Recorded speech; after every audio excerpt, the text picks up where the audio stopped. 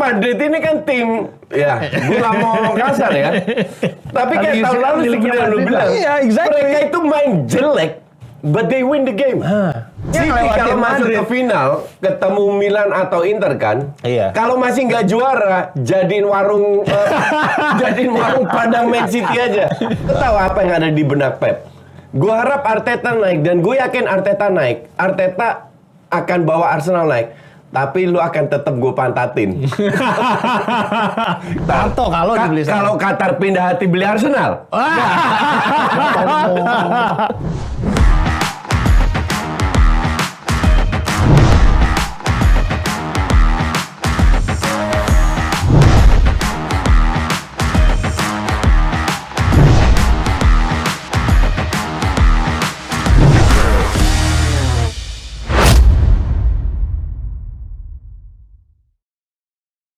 Oke, kita jumpa lagi dalam Just Saya. Mohon maaf, saya di luar kota. Kayaknya saya luar kota malah yang nonton lebih banyak nih. Untuk memberikan tempat kepada Bung Hadib Tamrin bersama Koci biar berantem tuh. Karena mereka lah yang sekarang lagi berantem. Ya, gajah dengan anti gajah. Dan gajah sekarang udah jatuh lagi. Ya, jadi luar biasa. Tadi pagi saya ngeposting cukup lucu tuh ya. Ada lomba lari, Arsenalnya maju depan, terakhir dia jatuh sendiri. Komen dong, Nip. Ya, tegang banget nih Bang Helmi sejujurnya gitu kan. Kemarin juga menang lawan Fulham kan deg-degan sampai menit terakhir gitu ya. Masih Arsenal juga masih berpeluang. Masih menikmati ceng-cengan antara Koci dan kemarin lawan West Ham. Iya, lawan West Ham. Liverpool yang lawan Fulham. Iya. Yang match sebelumnya juga kan nggak meyakinkan menangnya City gitu Koci. Pas lawan West Ham juga deg-degan gitu kan ya, walaupun menangnya meyakinkan. Nggak, meyakinkan lah. Iya kan, mesti deg-degan. Kan dia mainnya counter attack gitu Koci gitu kan. Arsenal juga menang gitu kan. Menang lawan Chelsea. Iya, terus kita juga kalah kan taruhan sama dia, Bang Helmi. Ini mesti bayar nih, kemarin Makanya istri udah ada cerita menang kalau taruhan sama Koci ya. Iya, itu dia.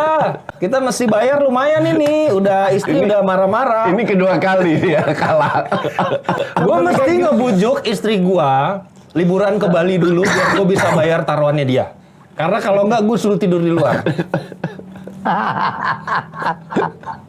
Oke, jadi ini menarik banget ya, walaupun secara teori masih bisa dikejar ya, karena di bola kan tidak pernah kata tidak, tapi secara ini gitu ya, yang lebih wajar gitu, City kayaknya menurut saya lebih berpeluang untuk menjadi juara IPL lagi tahun ini ya, gitu ya, Coach ya.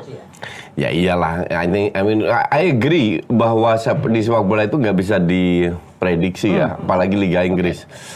Tapi in this case close lah kalau bilang. Bukan kalau gini ya, kita itu gue itu nggak pernah mau lihat skor, untuk gue itu nggak penting. Gue lihat permainan. City itu kemarin nggak ada De Bruyne Gundogan.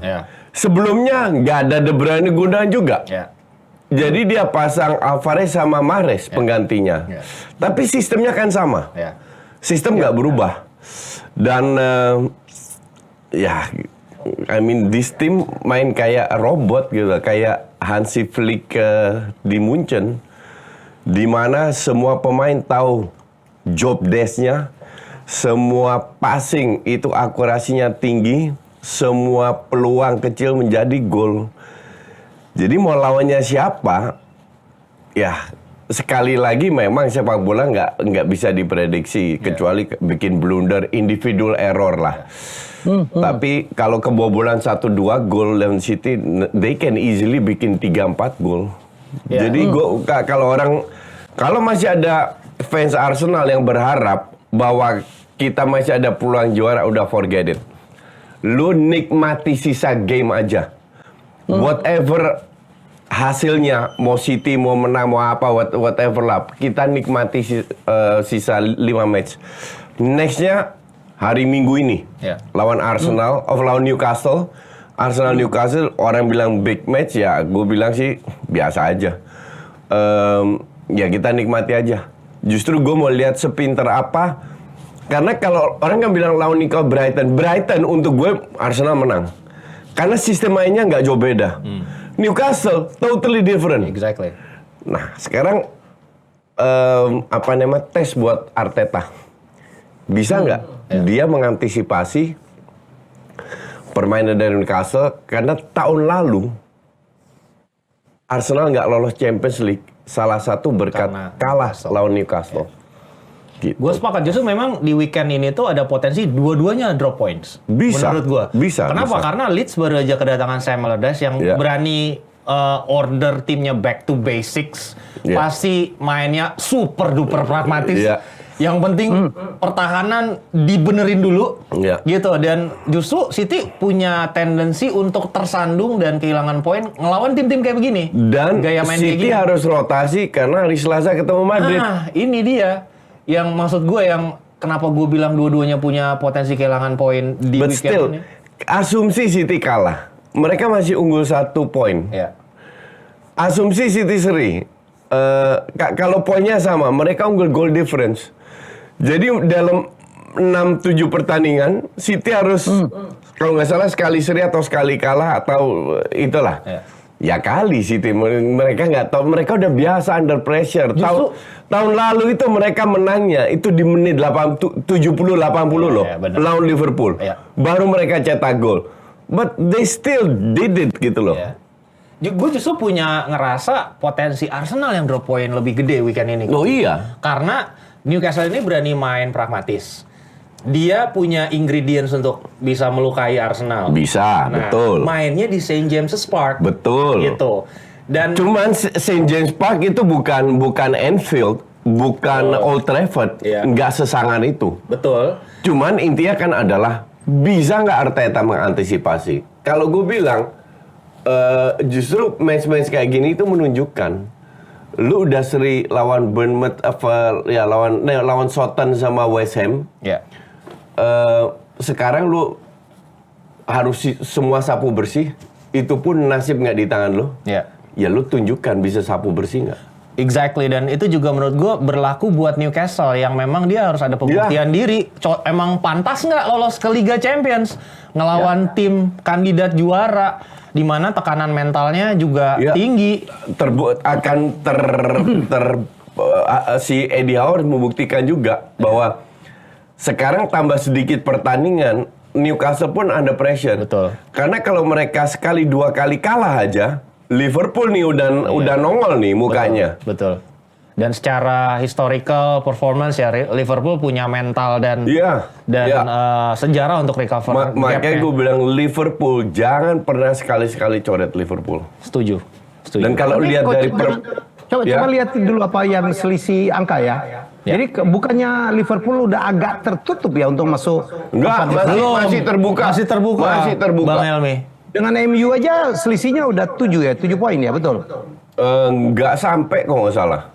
Ya, dengan Newcastle artinya selisih 8 poin loh ya. 8 Tapi poin itu Newcastle artinya harus 6 poin kalau nggak salah sama Newcastle. Iya. coba Nggak, dilihat semua masih terbuka nih. ini lihat nih. Ya. Tolong di close up, gambar saya dihilangin aja karena saya nggak lihat. Iya, Liverpool Ya, kita lihat. 59, Liverpool berapa Newcastle poin? 65. Ya. Kita lihat ya. Liverpool selisih 6 poin sama Newcastle. Tapi kan Newcastle selisih kurang 1 8 match. Iya. MU kurang 2 match. Tapi kalau Newcastle match. sana kalah lawan Arsenal, Arsenal. itu kan Ya. tinggal 6 poin. Sementara mereka masih ada 4 pertandingan. 4 pertandingan itu Masih 12 penting ya. poin. Jadi Walaupun kecil anything ya. can happen. Iya. Oke. Tapi Kecuali Newcastle menang lawan Arsenal, nah itu agak berat. Udah berat. Karena Iya. mereka tinggal 1 match lagi, nah itu agak berat. Tapi kalau Newcastle kalah lawan Arsenal, ini bisa sampai akhir di match terakhir ya, menjadi penentuan siapa yang lolos Champions League. Ya Newcastle aja lah. Kalau kita mah maunya. Ya, biar berubah dikit gitu. kalau saya melihat ya, selamat untuk fans Arsenal. Seperti kata Pep, Arsenal itu melakukan lompatan tahun ini karena sudah hampir dipastikan masuk UCL kan. Sudah pasti. Udah pasti Udah masuk pasti UCL. Udah masuk pasti UCL. Arsenal udah. Udah pasti kan, gitu Iya. loh ya. 3-4 saya pikir Newcastle MU bersaing lah ya. MU malah menurut saya lebih berpeluang daripada Newcastle. Kalau ngelihat sisa-sisa lawan MU, walaupun MU sekarang itu tidak sehat-sehat amat ya, karena banyak pemainnya yang cedera dan penyerangnya masih mandul-mandul. Menurut saya sih ini juga catatan. Tapi inilah menariknya Liga Inggris. Saya mau lompat ya. Erling Haaland itu menjadi gila ya. 35 gol. IPL masih menyisakan berapa pertandingan memecahkan rekor. 5 Ini orang pertandingan. 5 monster. pertandingan lagi. Tinggal 5 pertandingan lagi dan dia udah memecahkan rekor terbanyak, menggalakkan Andy Carroll dan sebagainya. Jadi ini menurut saya ini monster, bukan orang ini. Ya. Ya, sepakat Ini Bang Helmi. kenapa? Ini missing piece yang memang hilang ya di 2 musim terakhir. City nggak punya Ya. striker murni sekarang. Tapi juara. Tapi tetap juara gitu kan. Dan akhirnya itu mungkin kenapa Ciki Begiristan, Ferran Soriano, Pep Guardiola itu nggak maksain beli striker di musim-musim sebelumnya karena mereka mau make sure mengganti Aguero itu tugas yang maha berat. Nggak gampang ya. Nggak gampang. Harus menemukan profil striker yang tepat. Makanya mereka lebih memilih menunggu ketika Harry Kane nggak mau pindah ketimbang beli siapa yang ada asal di beli market, panic buying gitu. kayak Chelsea. Iya, panic buying semua dibeli. Tapi benar-benar berinvestasi kepada nama yang tepat dan akhirnya benar-benar bisa gel sama tim, memberikan performa yang luar biasa. Ini expected kalau kita lihat dari ingredients yang dia punya, performa yang dia udah tampilkan di Dortmund. Unstoppable ya. Ini last piece yang memang dibutuhkan oleh seorang Pep Guardiola. Walaupun gue pribadi agak surprise ya Koci, karena kan terakhir kali dia punya main sama tipe striker kayak gini kan nggak selalu bekerja. Dia gagal sama Ibrahimovic, bagus sama Lewandowski gitu. Berarti dari 3 kali percobaan 2 bener nih gitu, kurang lebih. Enggak lah kalau Erling Haaland mah susah apa namanya. Ini kembali lagi di awal pembicaraan kita tadi bahwa Arsenal masih ada peluang di atas kertas. City tanpa Haaland aja juara. Ngerti nggak? Sekarang ditambah 35 gol. Ngerti nggak? Juara tahun lalu ditambah 35 gol. Gimana lu mau nggak juara? Nggak ada alasan untuk City nggak juara. Iya. Tapi memang ya gue udah expect di awal musim sebelum satu bola ditendang di IPL, gue bilang Haaland akan cetak minimal 20 gol. Ternyata, tapi gue tidak menyangka bahwa dia sedahsyat itu. Karena semua pemain yang di musim pertama masuk, mungkin ada masa-masanya 1 bulan, 2 bulan agak menurun. Dan Haaland ternyata tidak melakukan itu. Ya, ada berapa match dia nggak cetak gol, tapi tambah kesini, tambah dahsyat dia nih. Nah, setelah pertandingan kan Pep ngomong gitu ya, yang di-quote sama Bang Helmi tadi, bahwasannya ya Haaland luar biasa. Kemudian yang menurut gue sedikit bermain-main games ya, Pep Guardiola dengan kutipan dia bilang harusnya Arsenal selebrasi karena udah lama nggak lolos ke Liga Champions. Itu kan menurut gue main games tamparan gitu ke direct rivals yang... Pep itu tahu apa yang dia lakukan. Dia itu suka memuji-muji kan. Iya. Tapi ujung-ujungnya disika juga. Iya. Lu masih inget waktu 1,5 musim pertama, si Arteta itu kan ancur-ancuran sama Arsenal. Semua orang bilang Arteta out. Pep bilang jangan. Kalian harus bersabar dikit. Nanti pasti ada hasilnya. Iya, kasih dia kesempatan. Lu tahu apa yang ada di benak Pep? Gue harap Arteta naik dan gue yakin Arteta naik. Arteta akan bawa Arsenal naik. Tapi lu akan tetap gue pantatin. Ngerti gak? Itu Pep sangat tahu Arteta seperti apa. Maka dari dia puji-puji Arteta biar bisa ngelawan sisa yang lainnya. Tapi lu tetap di bawah gue. Dan Arteta menurut gue kemakan omongan. Jadi Arteta itu nggak punya plan B. Jadi ketika kemarin di press conference setelah pertandingan terakhir pun dia bilang bahwasannya ya akan tetap mencoba untuk mengejar gelar juara dan dia masih optimis. Bukan dia optimis, dia nggak punya pilihan. Lu kebayang sampai sebagai pelatih lu bilang, ya City udah juara, apa nggak dikeplak sama fansnya. Dia harus optimis, itu job dia. Dia dibayar untuk optimis, tapi di benak dia, di belakang kepala dia juga tahu gue kagak bakalan juara. Sebenarnya kan lo bisa memainkan fase peran ini ya, antagonis ya. Misalnya contohnya kayak kemarin itu dimainkan oleh si Spalletti ketika ketemu Pep. Dia bilang, oh lo muji-muji gue waktu ketemu Napoli. Lu cuma buat jatohin gue doang gitu. Spalletti kan juga bilang, gak ada gunanya. Gue dipuji itu gak ada gunanya. Iya, sebenarnya kan dia bisa ngomong kayak gitu Kak, atau membalikkan bebannya ke Pep. Dia bilang bahwasannya, ya lu harusnya udah pasti juara lah tim lu. Lalu transfernya begini, lu apa segala macam. Dalam posisi ini gini, lu bisa ngomong begitu, oke? Kalau lu punya sesuatu untuk mengalahkan. Arteta sadar dia tuh nggak punya. Jadi kalau dalam posisi Arteta itu lo udah kalah duluan. All out ya sekarang. Iya. Kecuali gue diskusi lawan lo lah. Gue puji-puji lo karena gue tahu gue akan bantai lo. Iya. Ngerti nggak? Iya. Nah, ya kali Arsenal mau ngebantai City, nggak mungkin kan? Jadi lo harus lihat posisinya. Jadi apa yang lu katakan itu bisa terjadi kalau memang lawan lu itu lebih hebat. Tapi Arsenal nggak ada hebat-hebatnya dibanding City. Ya, progresnya jelas lah seenggaknya coach Oh, iya. sekarang. Ya. Yolah. Ini ada dua hal. Sekarang bermain jauh lebih bagus coach daripada tahun Betul. lalu coach. Gue bilang Arsenal Keren, bisa rank 2, bisa bermain lebih bagus dan menang itu berkat Arteta. Betul. Tapi Arteta bikin banyak kesalahan juga. Ya. Sampai dari nasib di tangan Arsenal pindah ke tangan ke City. Iya.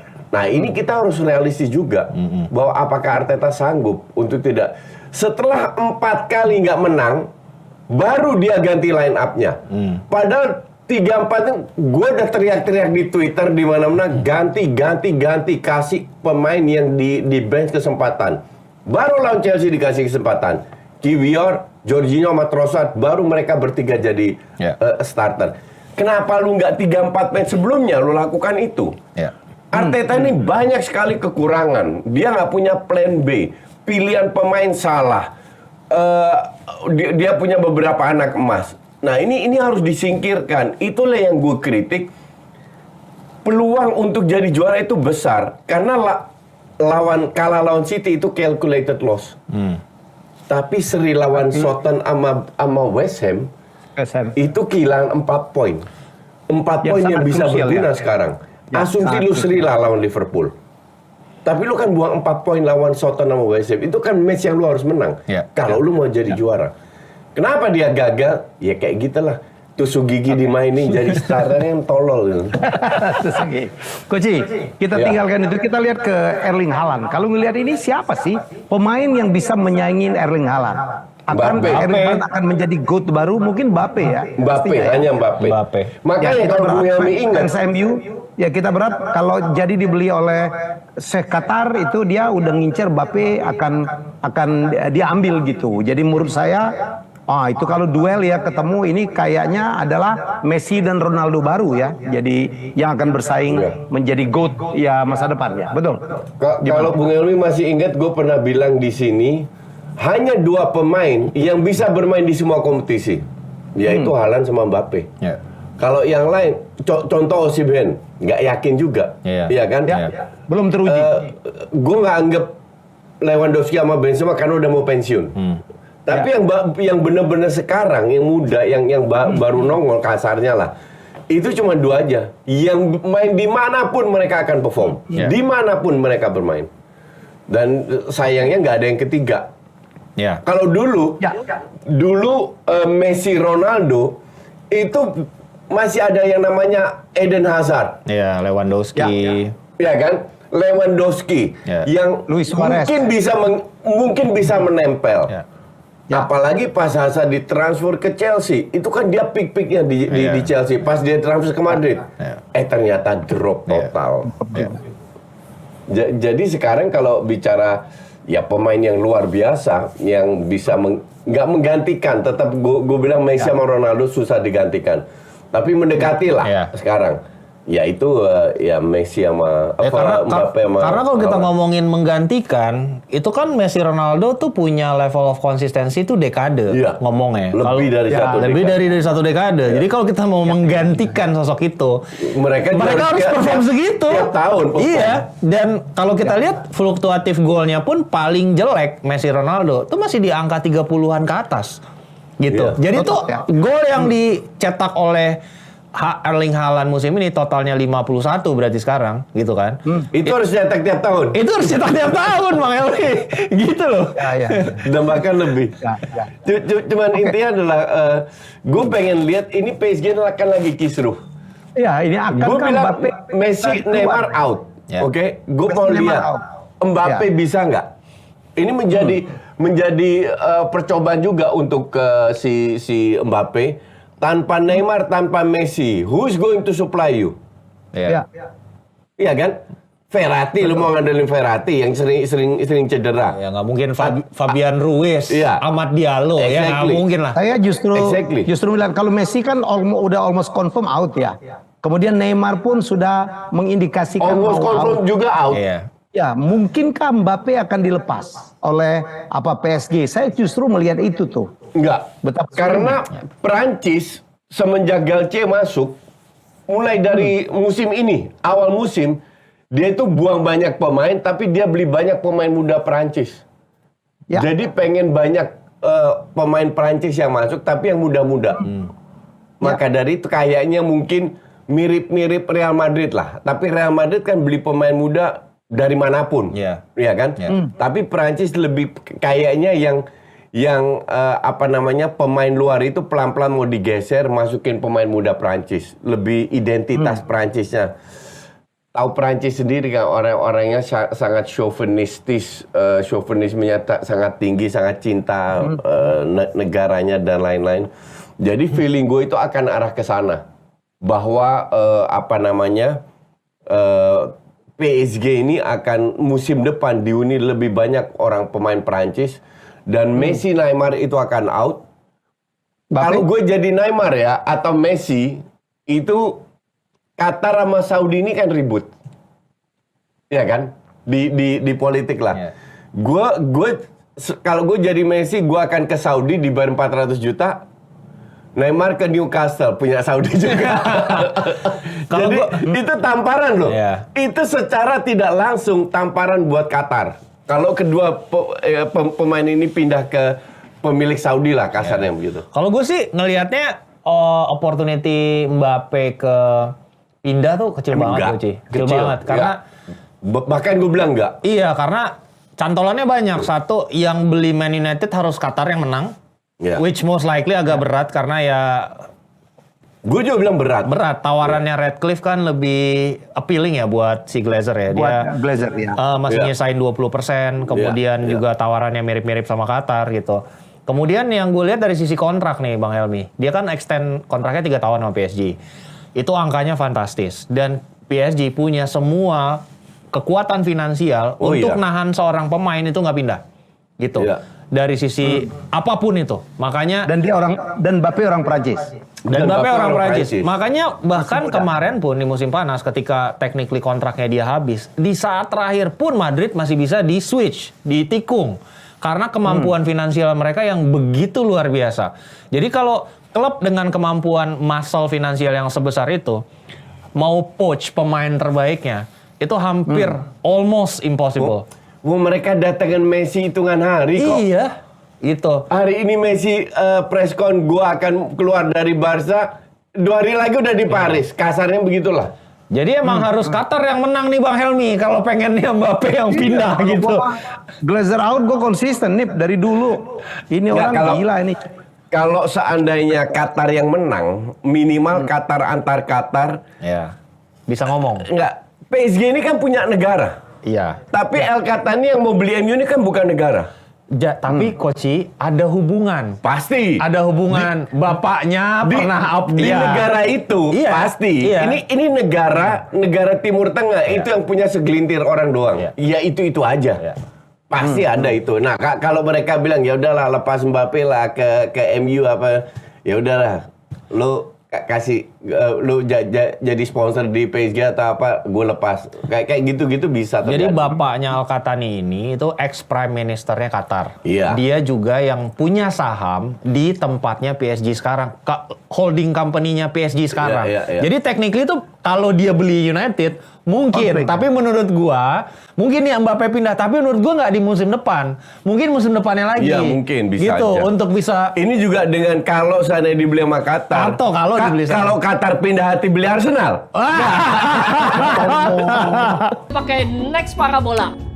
Yakin nih bukan piring, kecil banget. Instalasi mudah, kualitas gambar jernih, gratis 100 channel terlengkap. Pakai Next Parabola jadi maksimal. Itu ngarepnya udah berbulan-bulan. Harapannya kunci tinggi nih. Biar Sialan gue dikerjain sama MU. Gue beli kompetitor lo tuh. Masuk ke Arsenal. harapan tinggi nih Bang Elvi. Gimana? Sepak bola semua bisa terjadi, men. Ini Itu plot twist. garam.com itu namanya. Oke, kita sekarang ke UCL ya. UCL di mana Madrid langganan juara ya melawan Manchester City yang orang sanksikan kenapa? Mentality apa City apakah cukup kuat untuk bermain di UCL? Saya mau nanya Hanif dulu nih. Ya. Mungkinkah Manchester City tahun ini akan juara UCL atau minimal ke final? Kalau lewat Madrid juara. Kalau bisa ngalahin Madrid, gue yakin juara. Tapi jinxnya City ini ada di Madrid, Bang Helmi. Gitu. Ya. Kita lihat musim lalu gimana Madrid bisa comeback walaupun udah Ketinggalan 2-0 di kandang sendiri. Kandang sendiri gitu. Kita ngomong gini, kita ngomong dari sisi pengalaman aja ya. Kan gue Ya. waktu pertama kali semifinal City masuk semifinal Liga Champions ketemu Madrid juga. Ya. Ya, waktu itu ya. Itu masih Pellegrini nih. Kalau gue nggak salah nih masih Pellegrini pelatihnya.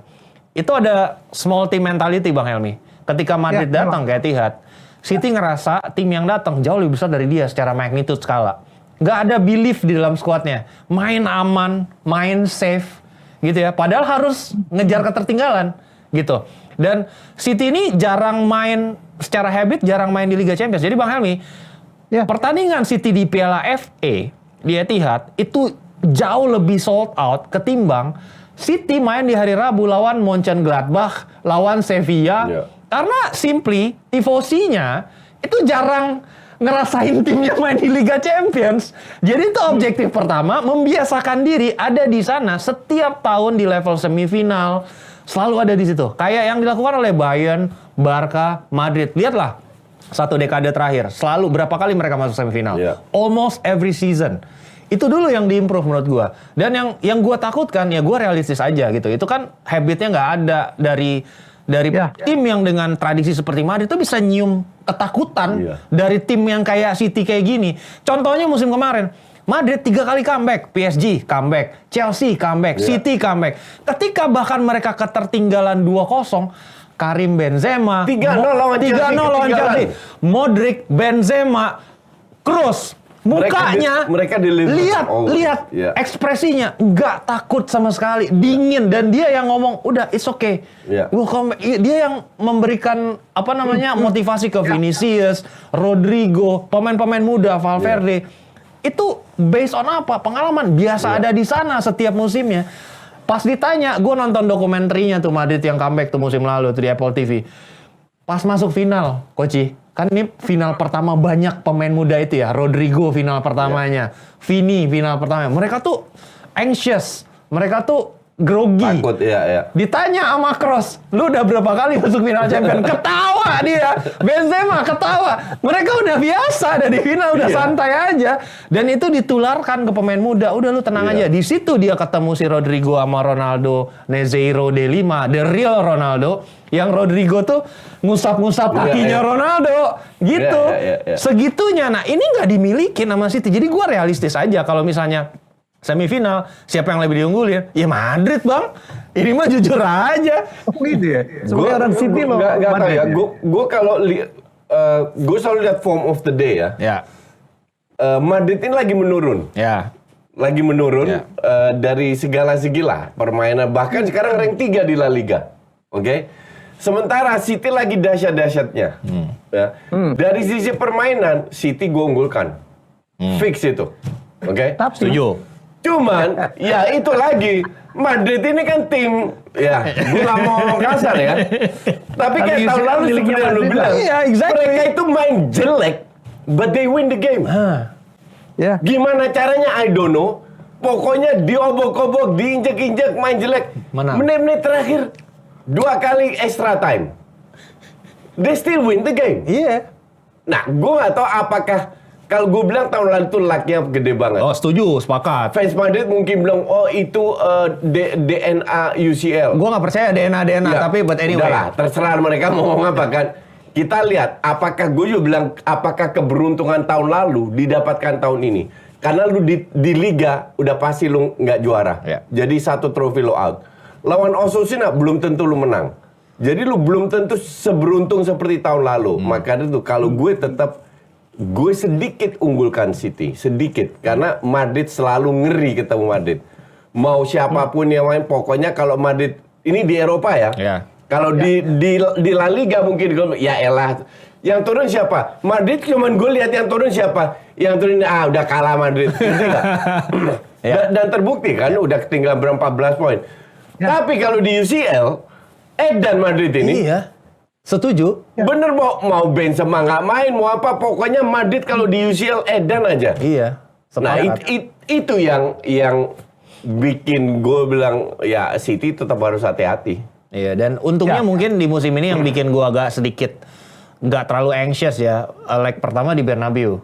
Ya. Gitu. Leg keduanya justru yang di Etihad. Kalau kemarin musim lalu kan kebalik gitu. Iya. Jadi Chelsea lawan Liverpool juga kebalik semua. iya, jadi harapan gua itu semoga bisa membantu walaupun nggak banyak ya menurut gue. Balik lagi ke permainan. Ya dan mungkin mental. nggak yang seru kalau di main di Madrid leg pertama kan. Iya.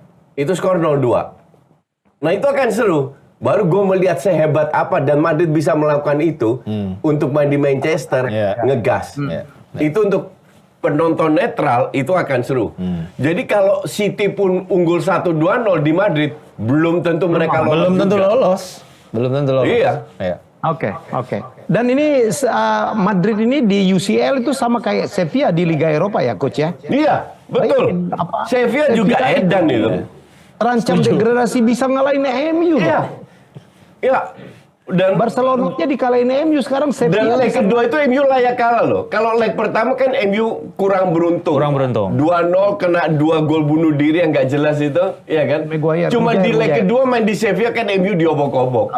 Bener-bener layak kalah. Tapi ya kembali lagi, Sevilla pun juga udah biasa main di UEL.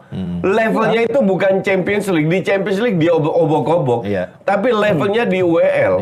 Iya kan? Dan jangan kaget kalau Sevilla bisa masuk final dan juara lagi. Iya, lawannya Juventus nggak jelas mainnya, nggak ada identitas, nggak ada ide. Udahlah. Kata seorang fans Juve. Udah frustasi bang gua bang.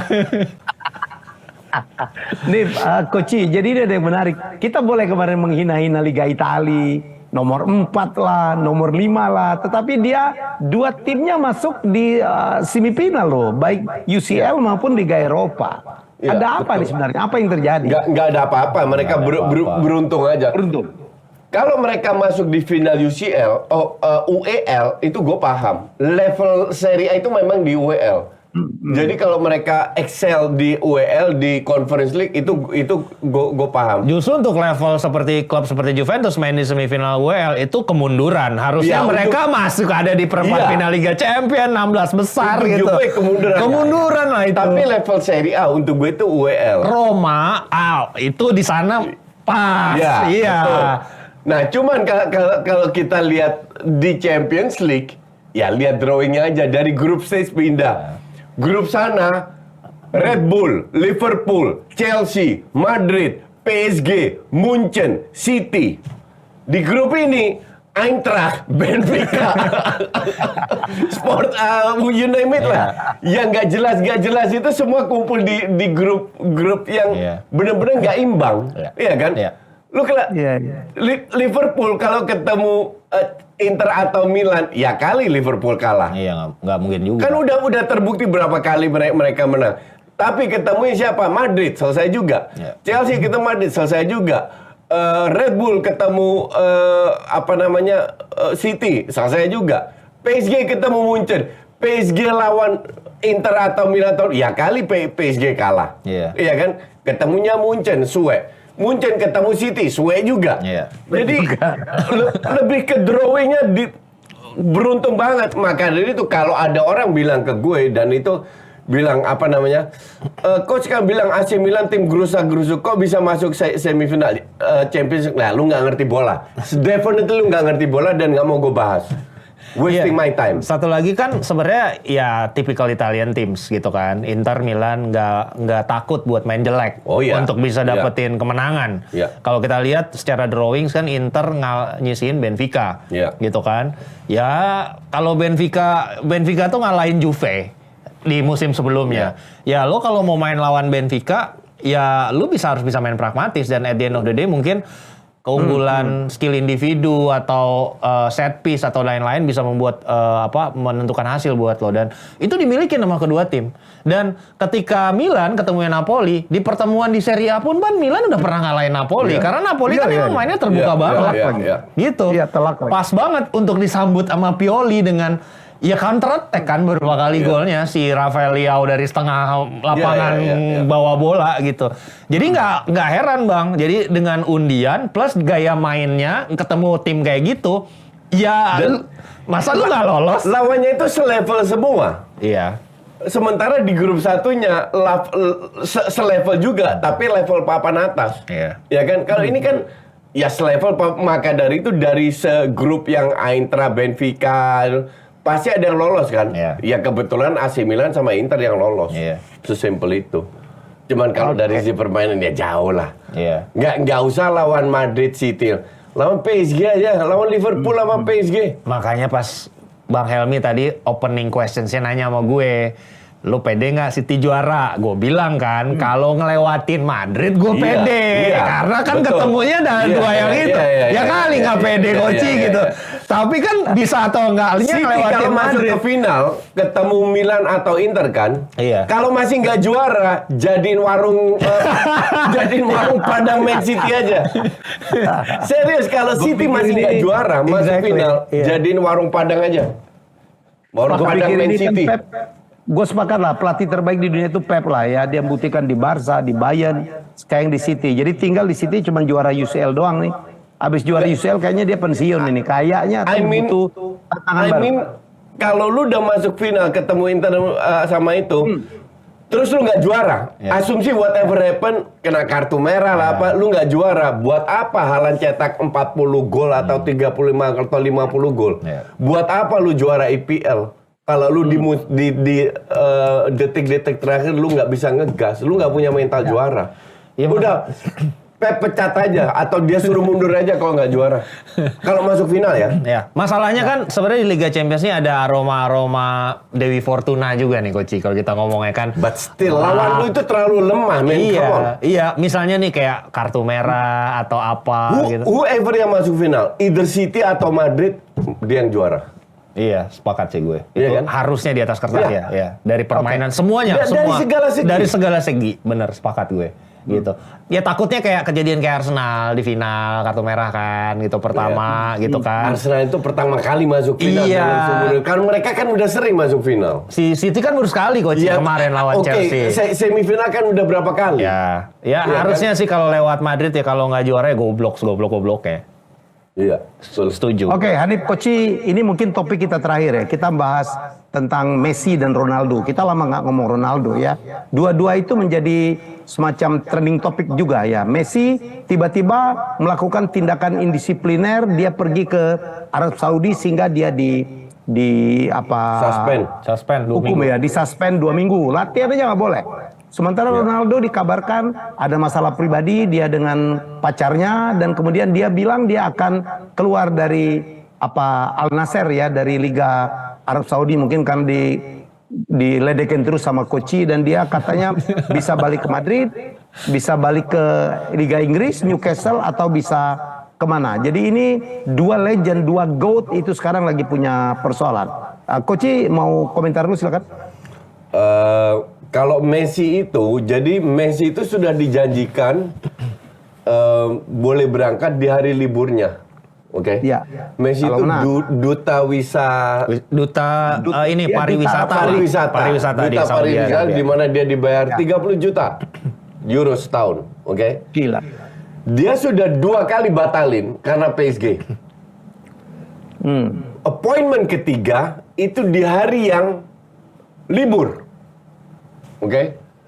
Mendadak PSG kalah di kandang lawan Lorient. Nggak jadi libur. Nggak dikasih izin. Liburnya, hari libur ditarik di strap, latihan strap. Iya. Messi bilang, gue nggak bisa. Gue nggak akan datang karena gue sudah jauh-jauh hari sudah bikin janjian. Dan ini kontrak profesional dan gue lakukan di hari yang libur. Apakah itu salah Messi? Enggak lah kalau itu. Apakah itu salah Messi? Gue rasa tidak. Iya. Iya kan? Iya. Kan ujung-ujungnya hitung-hitungan. Lu dipotong 2 minggu gaji Messi itu sekitar 1,5 juta. Lu dapat 30 juta setahun. Ya silakan potong. Ya ini kan masalah profesionalisme ya Bang Helmi ya. Profesionalisme Ini itu bukan dari masalah dua attitude point ya? of view. Dua point of view. Bukan Jadi masalah point attitude. Ya. Iya, point of view yang pertama profesionalismenya adalah point of view-nya PSG. Lu gua kontrak, lu sebagai bagian dari squad. Ketika kita lagi kalah, secara sensitif lah ya kalau lu kalah terus tiba-tiba quote unquote liburan katanya ngomongnya kan. Narasi media kan liburan katanya. Jalan-jalan ke situ. Padahal kan dia melakukan komitmen kontraknya dia gitu. Ya itu mungkin unprofesionalisme di mata klubnya karena lu harus ikut gua. Gua adalah sumber penghasilan utama lu gitu. Tapi dari sisi yang kedua, mungkin nih bisa ngelihat point of view-nya Koci Bang Helmi sebagai let's say kita ngomongin influencer gitu ya. Koci kan punya banyak kontrak endorsement yang udah 2 kali Koci cancel. Kalau misalnya dia cancel lagi kan namanya jelek. Brand yang udah kerja sama dia kan udah mempersiapkan kunjungan itu, ngeblok tempat, ada buat akomodasi, tiket dan sebagainya. Orang-orang yang bekerja untuk aktivasi itu udah 2 kali di cancel Bang. Jadi itu juga profesionalisme juga atas kontrak yang kedua. Iya, betul. Gitu. Betul. Jadi ini yang menurut gua harus dilihat dari kedua sisi. Kalau emang udah 2 kali dibatalin karena itu, ya gue rasa idealnya- Messi di-strap bukan karena itu. iya. Karena dia tidak mau perpanjang kontraknya. Satu, yang kedua kan konflik sama fansnya PSG juga. Iya. Yang beberapa pertandingan terakhir disiulin. Gila, GOAT disiulin. Gue udah nggak ngerti lagi ini kekurangan apa ya rasa bersyukur fans PSG itu. Gue udah berikan segalanya, gue disiulin. Kenapa nggak Mbappe yang disiulin? Iya kan? Mungkin karena orang Prancis kali. Ya, exactly. Dan hari ini kan di demo. Iya. Neymar di demo di depan rumahnya, gue lihat klipnya sendiri sama Messi di demo di stadion. Mereka menggunakan kata-kata serdadu bayaran. Itu harus out. Karena mereka merasa dengan pemain mahal-mahal ini nggak memberikan yang impact harapan lah. mereka, yaitu UCL. Ya untuk gue lucu aja, sepak bola itu 11 lawan 11, bukan 2 lawan 11. Kalau lu punya 3 pemain hebat, sisanya bapuk, lu pikir bisa menang. Justru yang lu harus salahkan itu manajemen PSG. Lu punya 3 pemain bintang, kalau lu sisanya beli yang bapuk-bapuk. Sama lu salahkan pelatihnya. Untuk gue salah besar kalau salahkan Neymar sama Messi. Tapi kembali lagi, karena kedua pemain ini tidak perpanjang kontrak dan kemungkinan secara cuma-cuma out. Di situ mereka dihajar.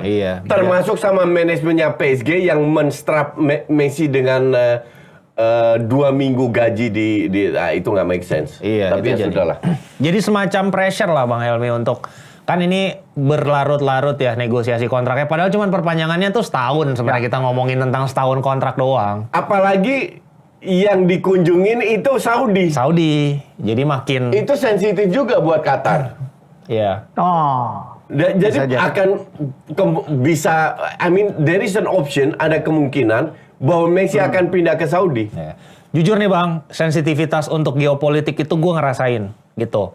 Zaman gue di City, ketika PSG ketemu City nih di Liga Champions, itu bahkan ada email resmi ke semua karyawan yang megang medianya, itu kita nggak boleh saling mention Bang. Gua di tweet tuh nggak boleh nge-mention akun PSG sama sekali. Gua podcast sama Coach Justin, gue inget banget untuk website YouTube officialnya Manchester City nggak jadi tayang sesimpel gara-gara Coach Justin itu pernah jadi hostnya salah satu broadcasternya Qatar. Jadi cek lagi, Coach ini sensitif itu Bang. Jujur aja ini mah.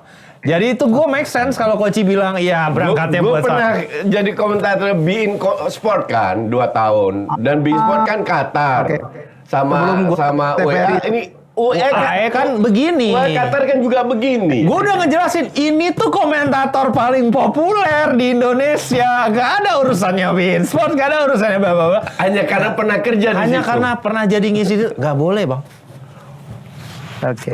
Komentar Ronaldo dong.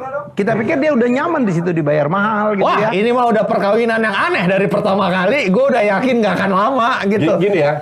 Itu. Asumsi Bung Helmi fansnya Al Nassr. Oke? Al Nassr ini kan kompetitornya nggak banyak, 1-2. Berada di rank 1. Ya. Kita datengin Ronaldo, pemain Golden Boot, Ballon d'Or berapa kali dengan gaji 200 juta. What do you expect? Ronaldo ini kita ini udah di rank 1 loh.